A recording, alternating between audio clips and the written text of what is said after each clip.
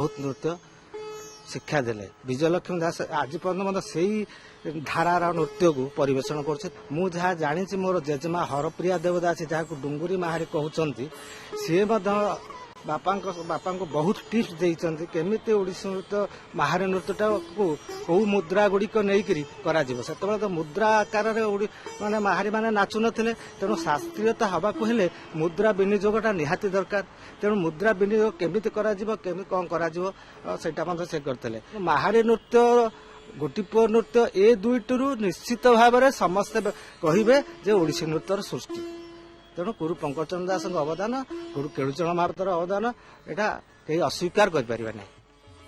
आजिर ओडिसी नृत्य बहुमात्रा विकसित होइथिले मध्य आधुनिक ओडिसी नर्तकी देवदासी तथा माहारीर धार्मिक निष्ठारे विश्वास रखिथाए जेउठारे से नृत्य माध्यम मोक्ष बा मुक्ति को खोजी थाए।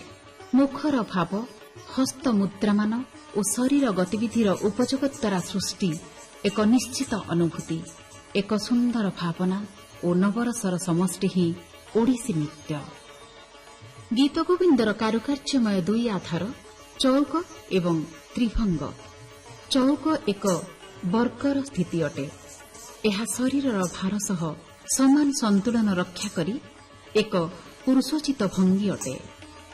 श्री जगन्नाथ एही भंगी रत्न सिंहासन उपरे उपवेशन करिथांती। त्रिभंग एक स्त्रीयोचित भंगी अटे। कटी संचालन ओडिसी नृत्यर एक महत्वपूर्ण और विशिष्ट लक्षण अटे। एथिरे शरीरर तल अंश स्थिर रहे और शरीर उपर अंशर केन्द्र द्वारा कटी घूरी घूरी समांतर भाव एक पाखरु अन्य पाखकु गति करे।